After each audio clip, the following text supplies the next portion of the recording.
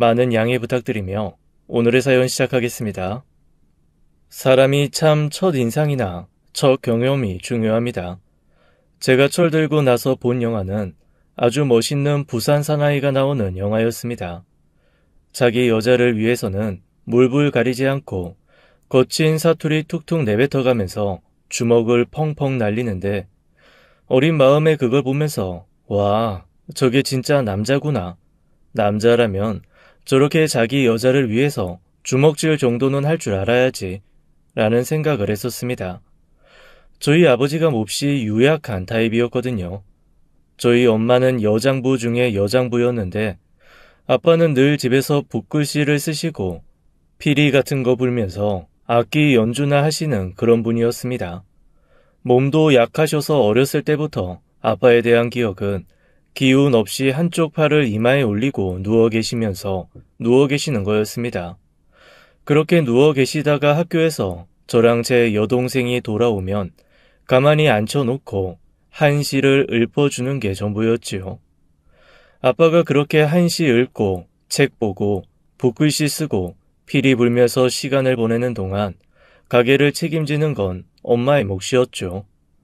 엄마도 원래부터 그렇게 우악스러운 사람이지 않았을 것 같아요. 그런데 그런 아빠랑 살다 보니 엄마도 자연스럽게 우악스러워지는 것 같더라고요. 세상 모든 남자 다 우리 아빠 같은 줄 알다가 어느 날 영화 속 부산 남자를 보고 저는 한눈에 반해버리고 말았던 겁니다. 그날부터 제 이상형은 거칠고 남자다운 사투리 쓰는 남자가 돼버리고 말았어요. 학교 때도 다들 촌스럽다고 안 만나려고 하는 사투리 쓰는 남자만 골라 만나고 애들한테 취향 특이하다는 얘기도 들었죠. 그런데 이게 한번 취향이 그런 쪽으로 딱 굳어지고 나니까 다른 좋은 사람들은 눈에 잘 들어오지 않는 거예요. 결국 이 사람 저 사람 만나다가 저보다 7살 아래인 남자와 결혼을 했습니다. 그런데 이 남자 정말로 딱 사투리 쓰고 주먹 쓰는 거 외에는 아무것도 할 줄 아는 게 없는 남자였어요. 물론 결혼할 때는 몰랐죠. 그런 남자인 줄 제가 어떻게 알았겠어요. 제가 제 남편을 처음 만난 것은 조금 창피하지만 가라오케 술집이었습니다. 술집에서 친구들이랑 한창 노래를 부르며 놀고 있는데 밖에서 싸움 소리가 들리는 거예요. 엄청 거친 소리로 네가 잘못했다. 네가 먼저 시비 걸었다. 그런데 그 와중에 제 귀에 팍팍 꽂히는 사투리 쓰는 남자가 하나 있었습니다. 가만두지 않겠다느니 뼈를 뽑아서 갈아버리겠다느니 그런 말을 했는데도 하나도 무섭지 않고 그저 설레기만 했습니다. 친구의 만류에도 슬그머니 나가서 그 남자가 어떤 남자인지 봤거든요. 그랬더니 딱 제가 영화 속에서 봤던 현란한 무늬의 반팔 셔츠를 입고 위는 짧은데 아래는 긴 꽁지 머리를 한 젊은 남자 하나가 한 손에 술병을 휘두르면서 그렇게 거칠게 앞에 사람들한테 협박하듯 얘기를 하고 있더라고요. 그런데 그 모습을 보는 순간 저는 제 이상형이 나타난 것 같았습니다. 나중에 생각해보면 제가 제 팔자를 볶으려고 아주 작정을 한 거였죠. 그래서 다들 깨진 병 들고 설치는 그 남자를 슬금슬금 피할 때 저만 혼자 넋을 놓고 그 남자를 바라봤습니다. 뭔가 이상한 시선이 느껴졌는지 그 남자가 휙 뒤를 돌아보더라고요. 그리고는 저를 위아래로 훑어보며 이렇게 묻는 게 아니겠어요? 너 뭐고? 그 말 하나가 정말 슬로우 모션처럼 저한테 와서 스미더라고요. 그렇게 저는 제 남편을 처음 만났습니다.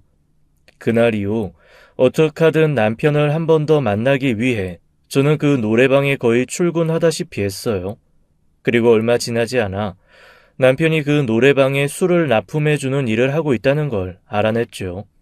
노래방 주인도 저한테 그러더라고요. 그 사람이 이 동네 토박이인데 어렸을 때부터 아버지 없이 여기저기서 놀림 당하며 자라서 애가 영 싹수가 없다고요. 그러면서 저한테 혹시 그 사람한테 뭐 돈 빌려준 거 있냐고 묻는 겁니다. 그래서 제가 그런 거 아니다. 왜 그러시냐라고 했더니 몇 년 전에 한번 여자들이 우르르 몰려와서 사기 결혼으로 고소하겠다는 둥 돈 빌려준 거 갚으라는 등 한번 난리를 친 적이 있다는 거예요. 그런데 참 저도 정신이 나갔죠.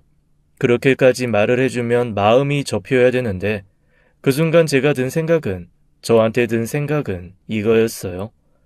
억울하게 오해를 받았나 보다. 저 사람이 그럴 리가 없어 라는 생각이요.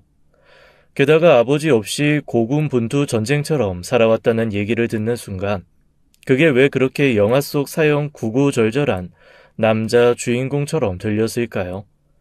저 사람도 술 마시면 아버지 생각에 눈물 한 방울 흘릴까? 그래도 사랑하는 여자를 위해서라면 물불 안 가리고 달려들겠지. 제가 미쳤죠. 이런 생각들을 하고 또 하며 그 사람을 혼자 짝사랑하기 시작했습니다.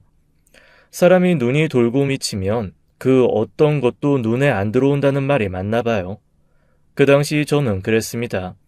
노래방 주인이 저한테 걱정돼서 그렇게 전해준 얘기를 저는 한 귀로 듣고 한 귀로 흘렸습니다.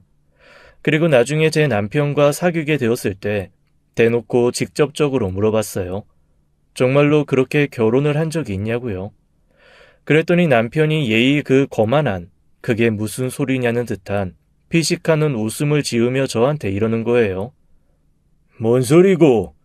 내는 네 만나려고 이때까지 그 어떤 여자도 안 받아들이고 기다려왔는데 아니 지금 그런 소리가 나한테 나오나? 니는 내가 딴 여자한테 눈 돌렸다는 말 아내 입으로 했으면 좋겠나? 그 얘기를 듣는데 저도 모르게 혼자 또 울컥하고 말았습니다. 혼자 감동한 거죠. 바보처럼. 그래서 조용히 고개를 저었어요. 그랬더니 남편이 이러더라고요.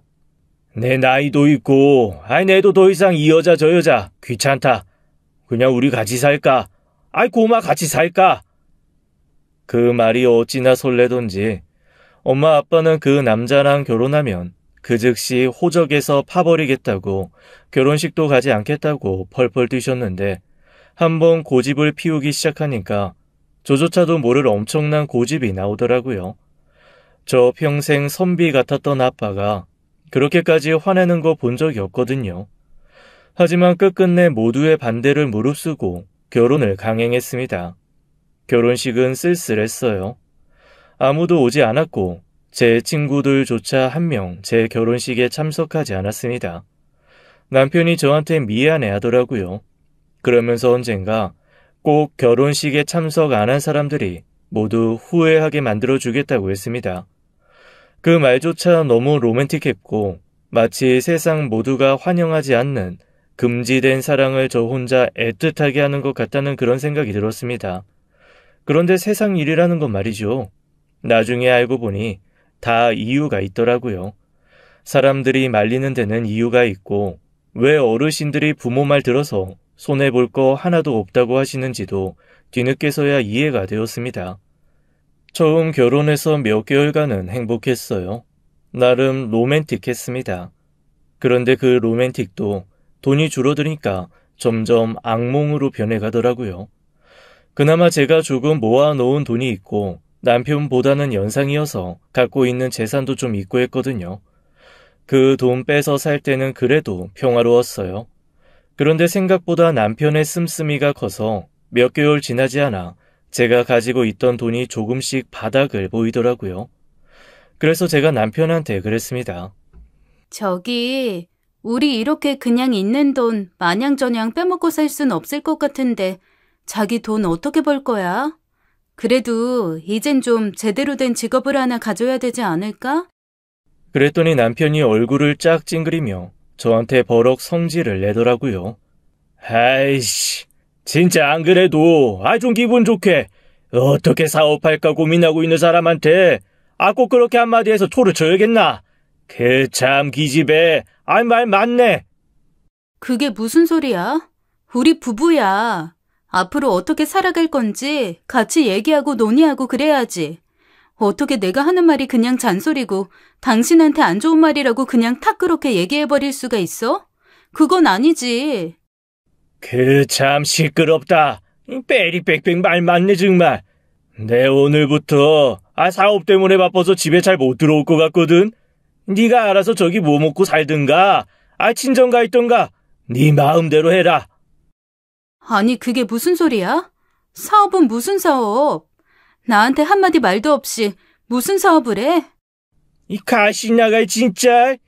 야, 이 남자 하는 일에 일일이 어디서 조를 치는데 내 니한테 뭐 보고해야 돼? 야, 니가 내 사장이야. 웃겨 진짜. 그딴 식으로 쓸데없이 참견하고 잔소리할 거면 저리 꺼져라. 너무 당황스러웠습니다. 내가 알던 나한테 그렇게 로맨틱하게 했던 남자가 맞나 싶은 생각이 들더라고요. 전혀 제가 짐작했던 모습들이 아니었어요. 아니, 입속에 혀처럼 굴며 간도 빼주고 심장도 나눠줄 것처럼 굴던 사람이 어떻게 저렇게 정말 하루아침에 태도를 바꿔서 저렇게 행동할 수 있나? 혹시 저 사람 뭔가 내가 모르는 병이 있어서 일부러 정 떼려고 그러는 건가? 정말 오만 생각이 다 들었습니다. 그런데 한 달, 두 달 시간이 지날수록 저는 제가 정말로 주변 사람들 말을 듣지 않은 벌을 받고 있다는 걸 알게 되었습니다. 동네 사람들이 하나둘 저희 집으로 찾아와서 돈을 요구하더라고요. 처음엔 대체 이게 무슨 소리인가 싶었는데 남편이 저한테 가서 받으라고 했다며 곳곳에서 외상을 한 거였습니다. 적게는 몇십만 원에서부터 많게는 몇백만 원까지 너무 어이가 없었습니다. 그중에 가장 어이가 없었던 건 세상의 정육점에서 200만 원이 넘는 외상을 한 거였어요.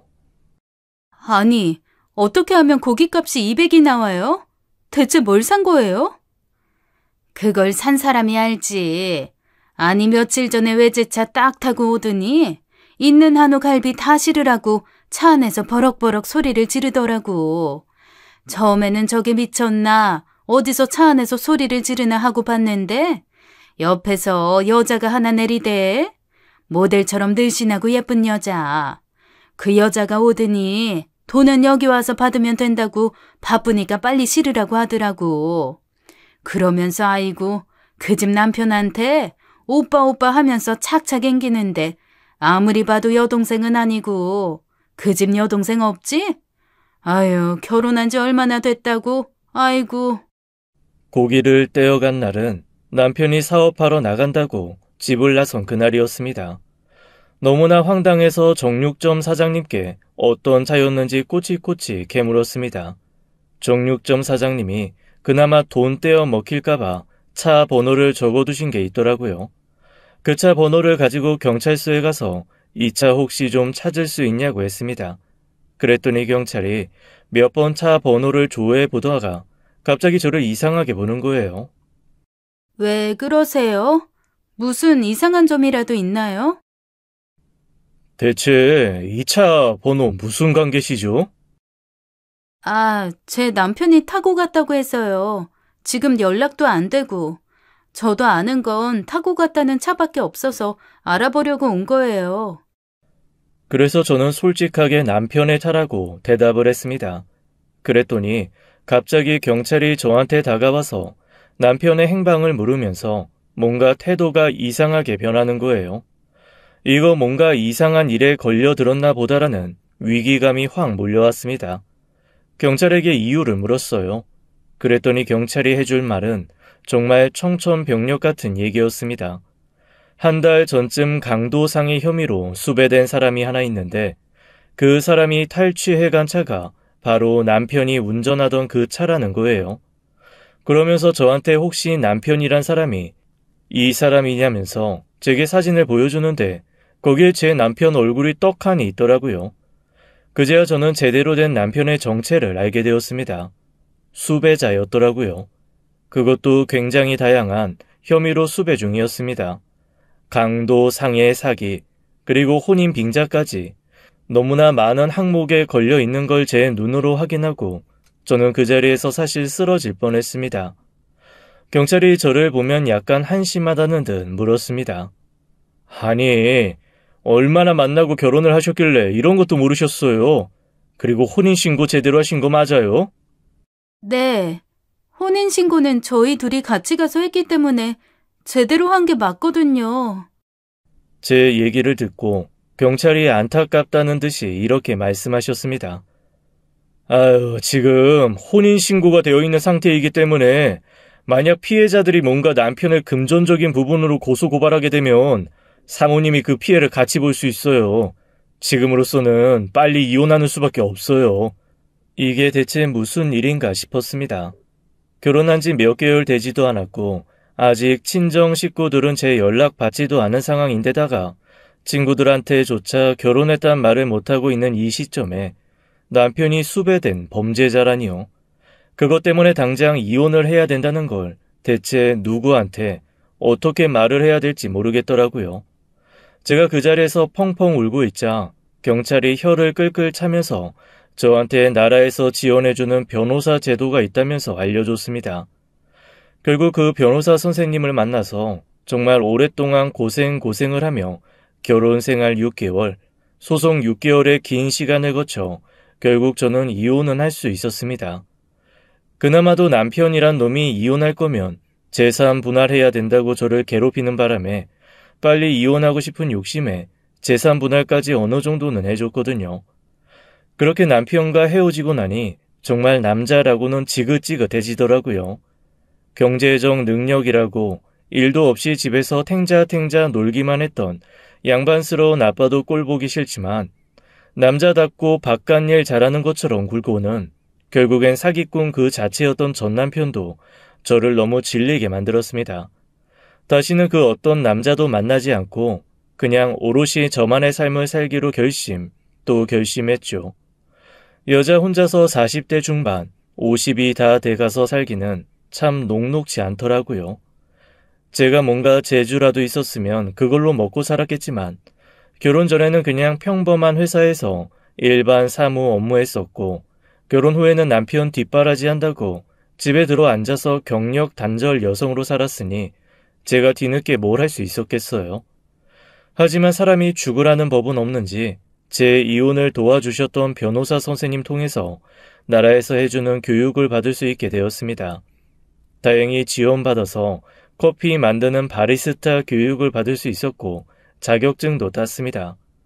뒤늦게 제가 사기 결혼을 했었고 이혼을 했다는 사실을 알게 된 부모님이 어느 날 저를 찾아오셨더라고요. 그리고는 아무 말 없이 제 앞에 통장을 하나 내놓으셨습니다. 엄마가 이러시더라고요. 부모가 돼서 자식놈이 잘못된 길로 가는 거 목숨 걸고 막지 못한 것도 죄인이야. 그 죄값이라 생각하고 우리 부부가 너한테 마지막으로 해주는 거니까 네 동생한텐 아무런 말도 하지 말고 그냥 그걸로 어디 작은 데 가게라도 하나 내서 먹고 살아. 정말 면목이 없더라고요. 그놈의 남자답다고 생각했던 연하남한테 빠져서 제가 모았던 돈으로는 엄마 아빠 여행 한번 못 보내드리고 그놈 흥청망청에 죄다 쑤셔 넣었는데 엄마 아빠가 이렇게 저한테 가게라도 하라고 돈을 주시니까 정말 어쩔 줄을 모르겠다는 생각만 들었습니다. 그러면서 한 번도 저한테 이래라 저래라 말한 적 없었던 아빠가 조심스레 저한테 이렇게 말씀하시더라고요. 그 카페는 나도 좀 알아보니까 너무 하는 사람도 많고 희소성도 없어서 오래 하기가 힘들다고 하더라. 음식 상사 그리고 그렇게 쉬운 게 아니야. 네 엄마도 식당에서 오래 일했지만 먹을 거 장사하는 게 세상에서 제일 어렵고 신경 많이 쓰이는 일이라는 거 너도 알잖냐. 그러지 말고 아예 여기서 좀 멀리 떨어진 경기도 쪽으로 올라가서 이 공방 같은 거 해보는 게 어떠냐. 공방이요? 제가 뭘 할 줄 아는 게 있어서 공방을 하겠어요.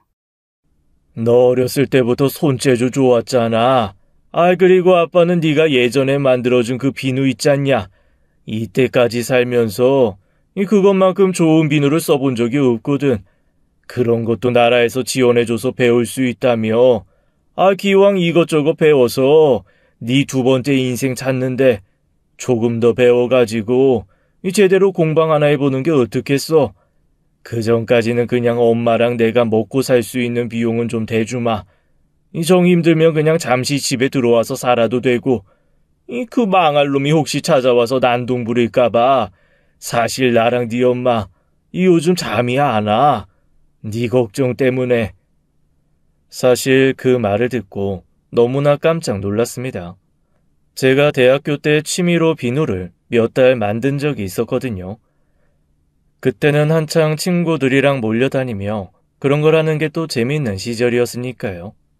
몇 번 만들다가 조금 질리기도 하고 마침 그 즈음에 또 다른 취미가 생기기도 해서 그때 만들었던 거 버리긴 아깝고 그렇다고 제가 쓰기엔 좀 많기도 하고 애매해서 아빠를 한번 싹 갖다 드린 적이 있었습니다. 저는 그거를 까맣게 잊어버리고 있었는데 아빠는 딸이 무언가를 만들어서 아빠 쓰라고 갖다 줬다고 그거를 기억을 하고 계셨던 모양이에요. 저한테 그때 그 비누가 너무 좋았다고 그거 한번 제대로 다시 만들어 보라고 딱 말씀을 하시는데 갑자기 눈물이 왈칵 솟았습니다. 그리고 제가 정말 나쁜 딸이라는 생각이 들더라고요. 아빠는 제가 그렇게 대충 만들어서 버리다시피 전달한 그 비누를 지금까지 이렇게 기억하고 계셨는데 딸인 저는 그런 마음도 모르고 그런 미친놈한테 빠져가지고 허우적거렸다는 것 자체가 너무 죄송하고 속상했습니다. 스스로 한심하다는 생각에 눈물이 멈추지 않더라고요. 제가 눈물을 뚝뚝 흘리니까 아빠가 마치 제 마음을 아는 것처럼 그냥 등을 몇 번 토닥토닥 두들겨 주시더라고요. 저는 그런 아빠의 의견을 받아서 다시 정식으로 아로마와 비누 만들기를 배우기 시작했습니다. 뭔가 목표가 생기니까 예전과는 달리 공부도 많이 하게 되고 엄청 재밌더라고요. 그렇게 6개월 정도 더 비누를 배운 다음에 정말로 엄마 아빠 의견대로 제가 살던 곳과 아주 멀리 떨어진 경기도 북부 쪽에 작은 공방을 하나 냈습니다. 다행히 건물주도 너무 좋은 분을 만났어요. 저랑 띠동갑인 사장님이었는데 옛날부터 안 해본 일이 없을 정도로 열심히 사신 분이더라고요.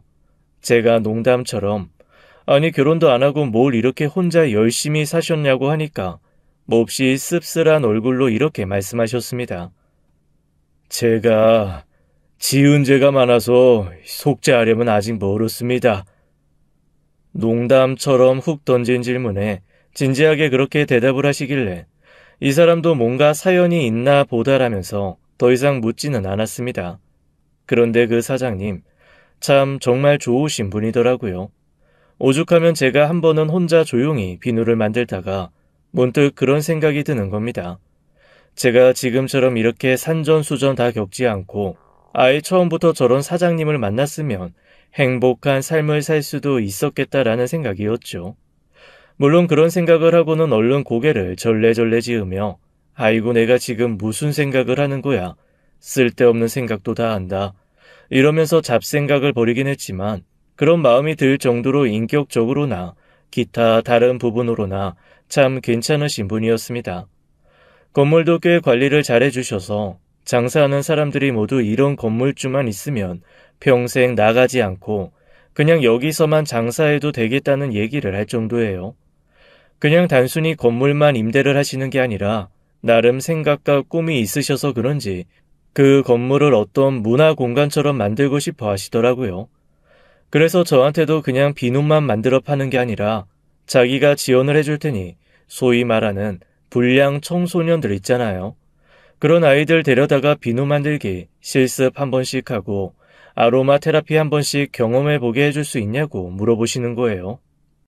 저야 뭐 지원해 주신다면 못할 건 없죠. 그런데 갑자기 왜 그런 생각을... 고마워요. 사실 그런 친구들이 생각보다 애들이 순하고 착해. 그런데 어른들이 선입관으로 저것들은 참 사고만 치고 다닌다 라고 못되게 봐서 자기네들이 착한 사람일 수 있다는 가능성을 잘 못 보는 경우들이 많거든. 그런데 이런 거 한 번씩 경험해보면 아 이런 세계도 있구나. 나도 이런 세계에 한번 들어가 볼 수 있겠구나 라는 생각을 할 수도 있단 말이지. 혹시 괜찮으면 그 친구들 중에 몇 명 아르바이트 같은 것도 원하면 시켜줄 수 있어요. 내가 아르바이트비 지원할게요. 이런 녀석들 중에 보호종료 아동 대상인 애들도 있는데 당장 일자리 구해서 돈 버는 게 급한 친구들도 있고 해서요. 아, 알바비 정도는 제가 내도 돼요. 어차피 저도 써야 하는 인건비에서 나가는 건데요. 아유 그래도 같은 금액으로 능숙한 알바들일 수 있는데 내 부탁으로 서툰 녀석들 가르쳐가면서 쓰는 거니까 내가 건물주 권한으로 알바비 50% 지원할 테니 어때 한번 해볼래요? 괜찮죠? 네, 나쁘지 않을 것 같아요. 그렇게 해서 제가 자격증 딴 그 자격증 공부 같이 하는 기회를 마련해봐도 좋을 것 같은데요. 아무래도 이쪽에 관심이 있는 거면 자격증이 있으면 좋으니까요. 아, 그거 정말 좋은 생각이네. 그렇게 공부하면 걔네들도 자격증 딸 수 있는 거잖아요. 아이, 나 그 생각은 미처 못했네. 그렇죠. 공부하고 시험만 보면 되니까. 실습도 충분히 할 수 있고요. 그러면 아예 그 자격증반을 운영합시다. 내가 지원도 하고 아니다. 아예 그 반 나도 들을게요. 사장님이요? 뭐하러요? 왜 굳이 수업까지? 아이 보니까 아로마도 그렇고 비누도 그렇고 일단 좋은 향이 내 안에 들어오니까 기분이 좋아지더라고. 뭐 살면서 배워봐야 나쁠 거 없다는 생각이 들어서 나 배워도 되죠? 아니 무슨 나이 제한 있고 그런 거 아니죠? 내가 매번 간식이랑 커피 살게요. 어? 아이고, 네네, 그러세요. 그렇게 얼결에 건물주는 제 학생이 되었습니다. 이게 참 느낌이 이상하더라고요. 그냥 평범한 건물주와 세입자로 만났을 때는 서로 예의 차리면서 할 말만 해도 그닥 어색함이 없었는데 이게 학생과 선생처럼 되어버리니까 뭔가 더 기묘한 마음이 생기는 거예요. 어쩐지 저는 이 사람을 대하는 게 조금 어색해지기 시작했습니다. 살짝 불편한 감도 없잖아 있었고 제가 어떻게 균형을 잡고 이분을 대해야 될지 좀 헷갈리기도 하더라고요. 그리고 이 마음이 좋아하는 마음이라는 건 몹시 뒤늦게 깨닫고 말았습니다. 그것도 제가 아닌 학생들의 말 때문에요. 한 번은 이분이 수업에 못 오겠다고 급하게 연락이 오신 거예요. 좀 만나야 될 사람이 갑자기 생겼다나요? 그런데 그 순간 제가 엄청 실망이 되는 겁니다. 다른 일도 아니고 누군가를 만나야 해서 저랑 함께하는 수업 시간에 못 온다는 말을 딱 듣고 나니까 몹시 서운하기도 하고 그냥 좀 우울하기도 하고 기분이 별로 좋지가 않더라고요. 그러면서 자꾸만 대체 누구를 만나러 간 걸까? 어떤 사람이길래 한 번도 빠진 적 없이 1순위라고 본인이 계속 그렇게 얘기해왔던 이 수업을 빠진다는 걸까? 자꾸만 그런 생각이 드는 거예요. 제가 우울해하는 게 아마 학생들한테도 느껴졌나 봐요. 학생 하나가 정말 해맑게 저한테 글쎄 이렇게 물어보는 거 있죠. 선생님, 오늘 사장 아저씨 안 와서 기분 나쁘죠? 어? 그게 무슨 소리야? 사장님 안 오시는 거랑 이거랑 무슨 상관이 있다고. 쓸데없는 소리 한다, 어? 에이, 아닌데. 선생님 사장 아저씨 안 와서 지금 기분 별로 안 좋은 것 같은데요? 얼굴에 딱 써 있는데요. 아우, 무슨 소리야, 너희는. 쓸데없는 소리 하지 마. 진짜 별소리를 다 하네. 에이, 쌤, 우리 눈은 못 속여요. 우리 완전 젊은 세대인데. 원래 젊은이들 눈은 못 속여요. 선생님 진짜 아니에요? 선생님이랑 그 사장 아저씨랑 서로 좋아하는 거 다 티나는데요. 아이고, 또 놀림거리 잡았지? 어? 정말 쓸데없는 소리 하지 마시고 지금부터 내가 준 30가지 양 제대로 잘 구분하지 않으면 오늘은 나머지 수업. 이거 봐, 이거 봐. 사장 아저씨 안 와가지고 선생님 빡쳤어. 그래가지고 우리한테 완전 어려운 거 주잖아. 아니라니까. 정말 아니라고. 너희 시험 얼마 안 남아서 수업 좀 제대로 하자는 건데 오늘따라 왜 이러니 진짜? 어? 우리 제대로 다시 해보자. 어? 학생들한테 그렇게 말하며 얼버무리기는 했지만 얼굴이 너무 화끈거리더라고요. 꼭 제 마음을 들킨 것 같기도 같아서 좀 창피하기도 했습니다. 그러는 한편 아이들의 그 말 때문에 얼결에 제 진심을 들여다보기도 했어요. 그날 수업이 어떻게 끝났는지도 모르게 그냥 허둥지둥 수업을 끝내고 혼자 싱숭생숭한 마음을 가라앉히려고 비누를 엄청 만들기 시작했습니다. 이렇게까지 많이 만들 필요 없는데 굳이 엄청난 재료를 쏟아부어 비누를 만들면서 스스로가 좀 어이없기도 했어요. 이 많은 비누를 만들어서 내가 뭐하냐? 진짜 쓸데없다. 아휴, 너 진짜 무슨 생각하는 거야? 야, 사장님이 뭐 애인이 있냐? 그 사람도 만날 사람도 있고 그냥 그런 거지. 그리고 만나는 사람이 여자 아닐 수도 있잖아. 그냥 친구일 수도 있잖아. 친구가 진짜 갑자기 엄청 급한 일이 있다고 당장 봐야 된다고 그래서 간 걸 수도 있잖아. 그런데 뭐 이렇게 심란해? 진정해. 심란할 거 없어. 심란해하지 말자. 심란하면 안 돼. 심란해하지 말자고. 혼자 그렇게 혼잣말을 하면서 비누를 끝없이 적고 있는데 갑자기 옆에서 누가 이렇게 얘기를 하더라고요. 그렇게 심란하면 전화라도 하지 그랬어요. 어씨, 깜짝이야. 사장님이었습니다. 아니, 여기는 왜, 언제, 어떻게, 왜 왔어요? 아니, 어떻게 왔어요?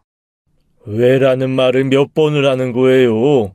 왜긴 문이 열려 있었고 혼잣말 치고는 너무 크게 했고 그래서 다 들었고 그런데 그게 내 얘기인 것 같고 그래서 해명하려고 이렇게 왔죠. 그게요. 그러니까. 너무 당황스러우니까 말보다는 단말만 외마디 변명밖에 나오지 않더라고요.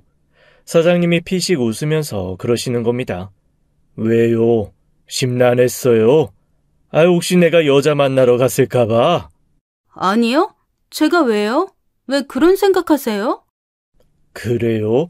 아까 애들이 문자 와서는 오늘 선생님 엄청 심란한 것 같다고 대체 왜 안 오신 거냐고 물어보던데 그러면서 자기네들 답답하니까 그냥 빨리 고백할 거면 하라고 자기네들이 모른 척하는 것도 이제 힘들다고 그러던데 정말 아이들이 솔직한 건지 아니면 거침이 없는 건지 저를 너무 창피하게 만들더라고요.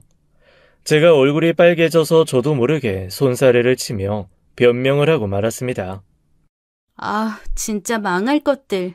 그런 거 아니에요. 걔네들 진짜 이상하네. 뭐하러 그런 소리를 했대? 저 진짜 그런 거 아니고요. 진심으로 그런 거 아니고요. 정말로 그런 거 아니에요. 아니, 애들 말 그냥 무시하면 될걸. 지금 똑같은 말 되게 여러 번 반복하는 거 알아요? 제가요? 지금 몹시 당황한 것 같은데 솔직히 말해요. 지금 혼잣말로 꾸덜거린 거 내 얘기죠? 더 이상 안 물어요. 그러니까 솔직하게 대답해요. 더 이상 변명을 못하겠더라고요. 그냥 조용히 고개를 끄덕였습니다. 그러자 사장님이 피식 웃으면서 이러시는 거예요. 아이고, 나 여자 안 만났어요. 정말 오랜만에, 진짜 오랜만에 만날 남자 있어서 그 남자 만나고 왔어요. 그 얘기를 딱 듣는데 저도 모르게 배시시 웃음이 나더라고요. 제가 그렇게 웃으니까 사장님이 피식 웃으면서 저를 툭 치는 겁니다. 왜요? 안심됐어요? 네? 아니요? 뭐 안심이라기보다는 제가 안심하고 안 하고 할 게 뭐 있어요. 그냥 만날 사람 만나고 오셨다는 건데.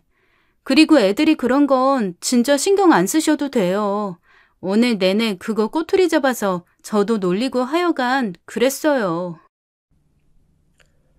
뭐가 되게 안심된 얼굴인데 굳이 아니라고 이렇게 길게 변명을 한다고요? 그거 참 화영씨 솔직하지 못하네. 솔직하지 못해. 나는 화영씨가 내가 여자 안 만나고 남자 만나고 왔다 그러면 뭐 엄청 좋아할 줄 알고 그거 기대하고 와서 달려와서 이렇게 얘기하는 건데 좀 실망인데. 그런데 그 순간 뭔가 좀 이상한 느낌이 들었어요. 사장님 얼굴이 약간 발그레하며 저를 보는 눈빛이 웃음에 가득 차 있는 거예요. 혹시 이 사람도 나를 좋아하나라는 생각이 들어서 저도 모르게 고개를 번쩍 들고 눈을 동그랗게 뜨고 사장님을 쳐다봤습니다. 그러자 사장님이 장난스럽게 제 볼을 훅 꼬집으시면서 이러시는 거예요. 아이고, 이제 눈치챘네. 내가 이 나이에 쓸데없이 비누 수업을 왜 듣겠어요? 필요하면 그냥 화영씨 보고 만들어달라고 그러면 되지.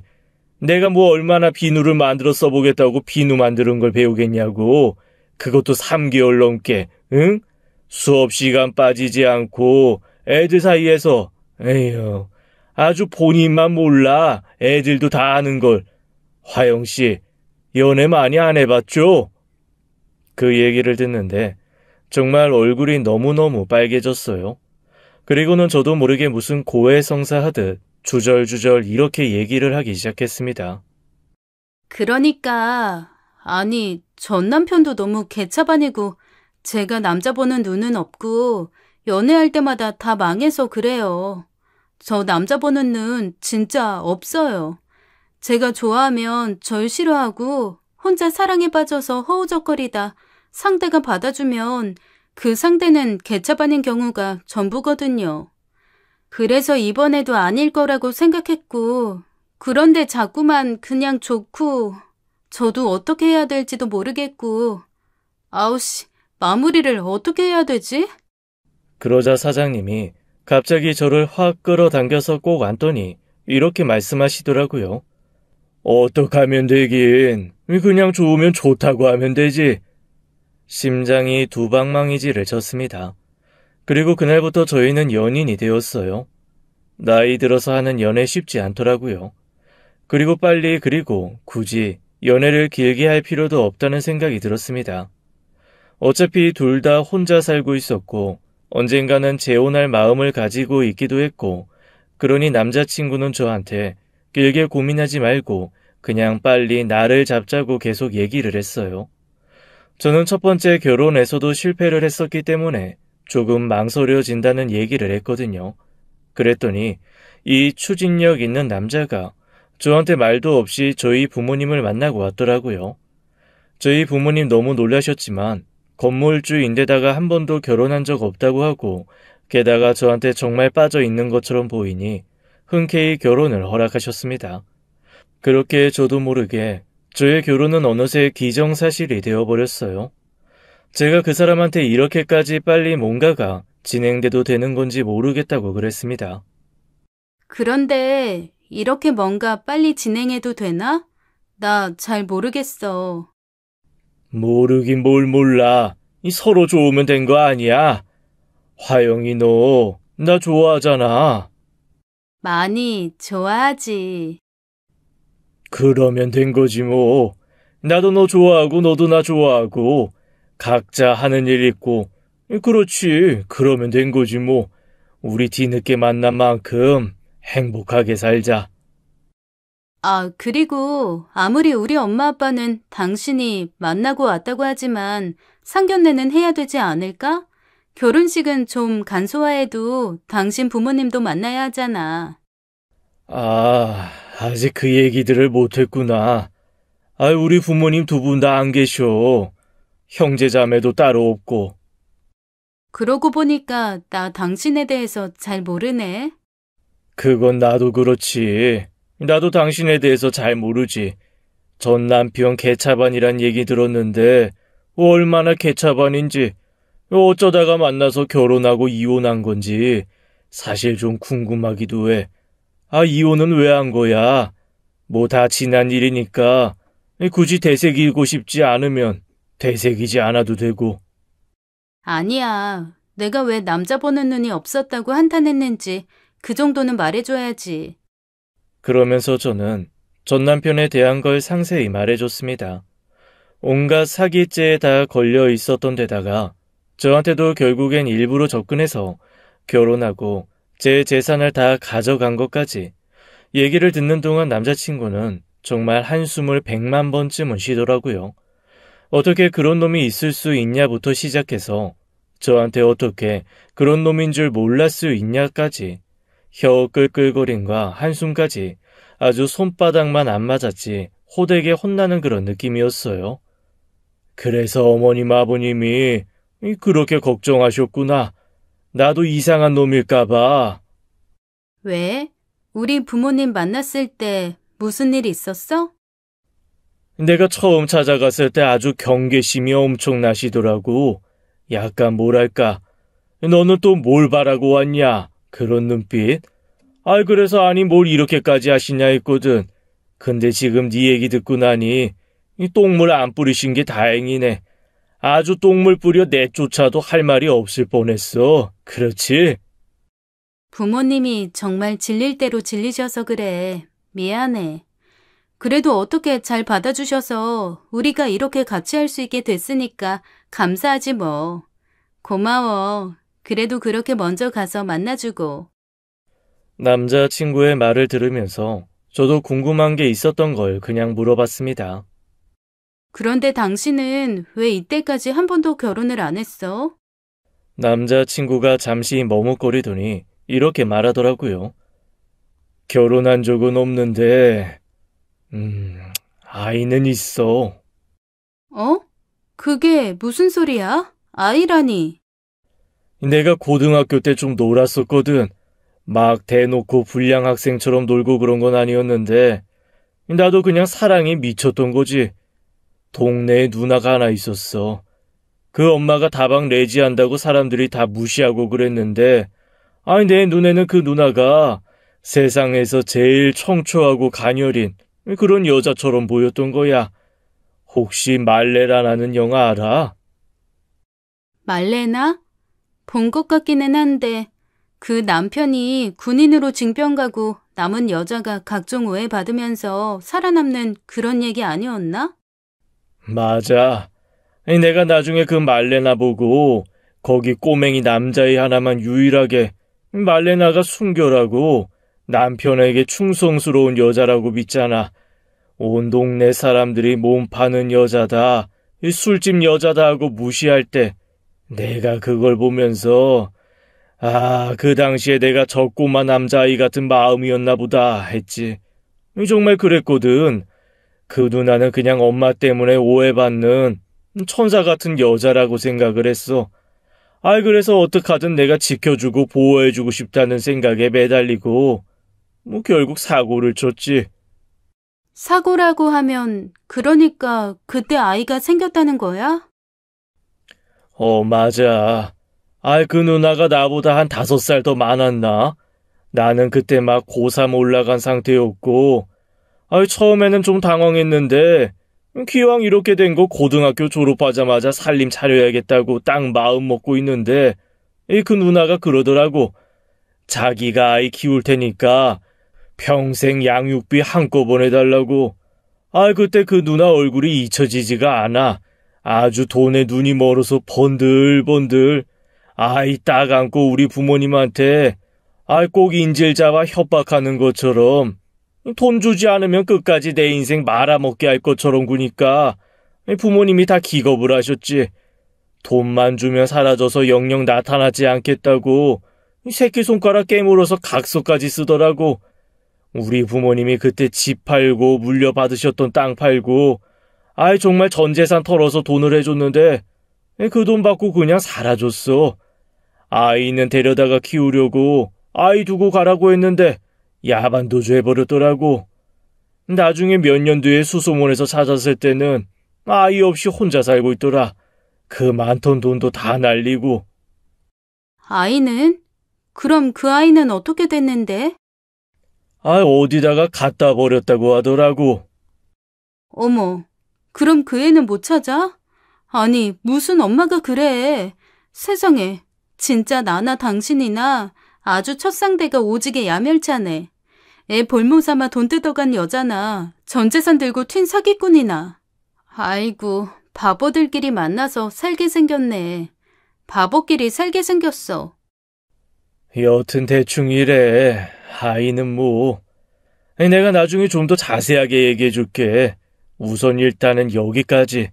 한 번에 너무 많은 얘기가 들어가면 머리 아파. 그렇지?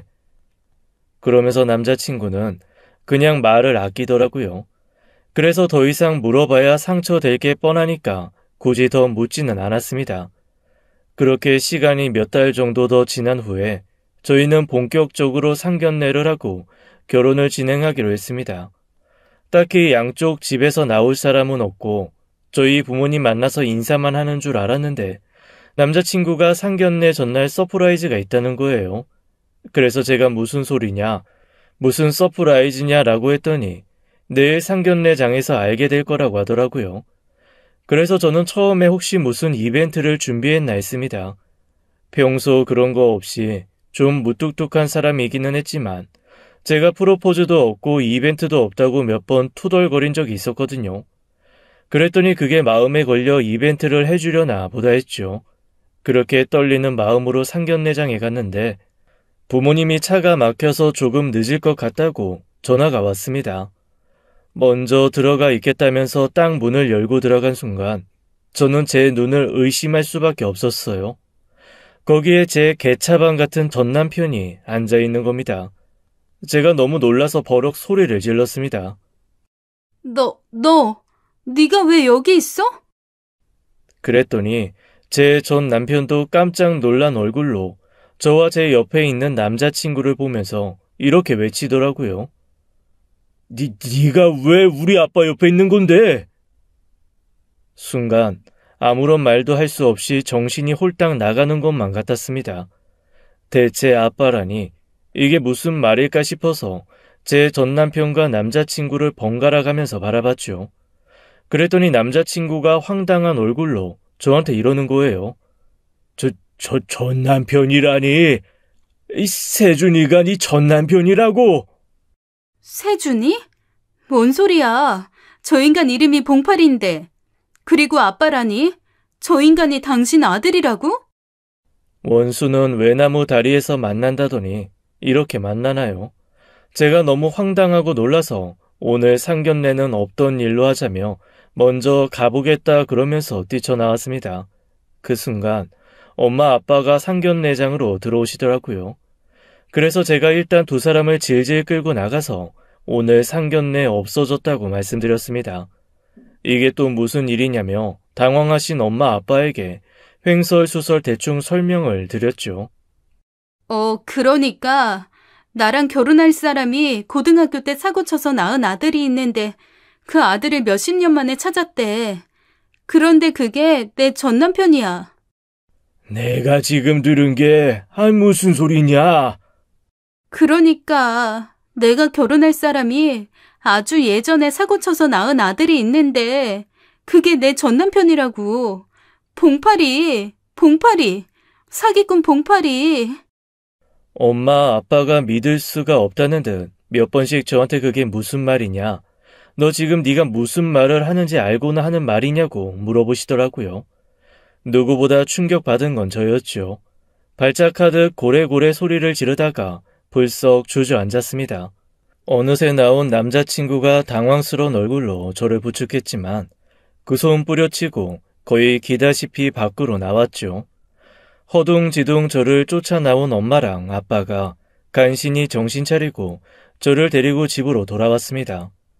그리고 한동안 저는 남자친구의 전화도 받지 않고 공방 문도 열지 않은 채 그냥 집에 콕 처박혀 있었습니다. 그 누구의 전화도 받지 않은 채 그렇게 혼자만의 시간을 가졌죠.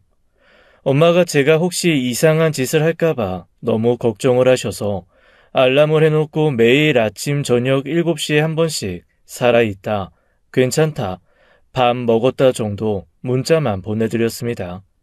그 외에는 그냥 소파에 앉아서 멍하게, 정말 멍하게 천장만 바라봤어요. 너무 황당하니까 현실감이 없어서 그런지 헛웃음만 나오더라고요. 그런데 3일쯤 지났을까요? 아무리 전화를 해도 제가 받지 않으니까 남자친구가 저희 집까지 찾아와서 문을 두들기더라고요. 그동안 진짜 전화, 문자가 합쳐서 1000통도 넘게 왔는데 제가 다 안 받고 무시했거든요. 제가 열어주지 않으니 문 밖에서 이렇게 말하는 겁니다. 문 좀 열어봐, 어쨌거나 자초지종은 들어야지. 나 당신 남편 될 사람이잖아. 이렇게 평생 안 볼 거야. 동네 사람들 다 듣게. 나 계속 밖에서 말해야 돼. 문 좀 열어. 그런데 참 이상하죠. 딱 멈췄던 뇌가 그 사람의 남편 될 사람이라는 말에 다시 움직이는 느낌이었습니다. 뭐랄까, 제 마음 한 구석에서는 이 남자랑도 끝이다. 이제는 완전히 혼자다. 라는 각오를 하고 있었나 봐요. 그래서 헤어짐을 혼자 준비하고 있었는데 그 사람이 남편 될 사람이라고 확정해서 말을 해주니까 안심이 되면서 마음이 갑자기 흔들리더라고요. 그래서 헤어질 때 헤어지더라도 일단 자초지종은 듣는 게 맞겠다 싶어 문을 열었습니다. 초췌한 얼굴의 남자친구가 거기 서 있더라고요. 제가 아무 말도 없이 가만히 그 사람을 바라봤습니다. 그 얼굴빛만 봐도 지난 며칠 그가 얼마나 마음고생을 했을지 빤히 보였습니다. 아이고, 아주 물 한 모금도 안 먹은 얼굴이구만. 이 몸도 약하면서 밥이나 제대로 먹었겠어. 남 얘기하고 있네. 전쟁통에 피죽 한 그릇도 못 얻어먹은 사람처럼 볼이 쑥 들어가선 누가 누구 걱정을 해? 그러자 그 사람이 저를 꼭 안아주면서 지난 3일간 있었던 얘기, 그리고 그 전에 아들을 만났던 얘기를 해주었습니다. 내가 당신 수업 하루 빠지고 누구 급하게 만나러 간다는 날 있었지? 기억나. 그날 나한테 좋아한다고 고백했잖아. 그래. 그날 아들한테 연락이 왔다는 소식 들었어. 그래서 급하게 갔던 거야. 당연히 나도 유전자 검사면 뭐든 다 실행을 했지. 근데 정말 내 아들이 맞더라고. 어렸을 때부터 고생하고 살았다며 이제라도 아빠 만나서 반갑다고 하는데 뭔가 좀 이상하면서도 마음 한켠이 좀 짠했어. 그런데 아들 친구라 그러면서 누가 찾아와서 그러더라고. 아들이 내 재산 노리고 접근한 거라고. 그래서 내가 친구라면서 왜 나한테 그런 얘기를 해주냐 그랬더니 일을 도와주면 자기한테도 한몫 떼어준다고 했었는데 입 싹 닫았다는 거야. 그래서 분해서 알려주는 거니까 지금이라도 정신 차리라고 그렇게 얘기해 주더라고. 그래서 알아보니 정말로 내 재산 노리고 일부러 다가온 거였더라고. 그런데 내 여자친구가 당신이라는 건 정말 몰랐나 봐. 그래서 내가 그랬지. 네가 이때까지 저 여자한테 했던 짓 안다. 그리고 온갖 사기로 여기저기에 수배 걸려 있던 것도 안다. 지금 도망자 신세일 텐데 다시는 내 앞에 나타나서 재산 얘기 안 한다고 각서를 쓰거나 아니면 지금 당장 경찰 불러서 죗값 받거나 둘 중에 하나 하도록 하자 했지. 그랬더니 감옥 가기 싫었던 모양인지 다시는 안 나타나겠다고 각서를 쓰더라고. 그래서 아예 변호사 사무실 다 데리고 가서 유산 포기 각서 다 쓰고 공증받고 법적으로 다 문제까지 해결했어. 아니, 재산. 그렇지. 재산도 재산인데 그게 문제가 아니라 그래도 경찰에서 찾고 있는 사람인데 신고는 해야 되는 거 아니야? 당연히 했지. 이 변호사 사무실에서 공증 다 끝낸 다음에 밖으로 나오는 길에 경찰들이 잡아갔어. 아마 당분간 우리 앞에 나타날 일 없을 거야. 그러면 어떻게 되는 거야? 우리는? 나는 걔랑 그냥 생물학종 부자지간일 뿐이야. 아무런 상관없는 사람이라고. 나는 당신만 있으면 돼. 내 평생 처음으로 찾은 행복인데 그 행복을 놓칠 수는 없지. 그러니까 당신도 아무런 생각하지 말고 그냥 나만 보고 용기를 내줘. 뭣도 모르는 사람들은 아마 욕을 할 수도 있어. 시아버지랑 결혼한 미친 여자라고. 그런데 당신이 알고 한 거 아니잖아. 그러니까 그런 말 할 사람도 없겠지만 혹여 그런 말 하는 사람이 있더라도 무시하고 나만 봐줘.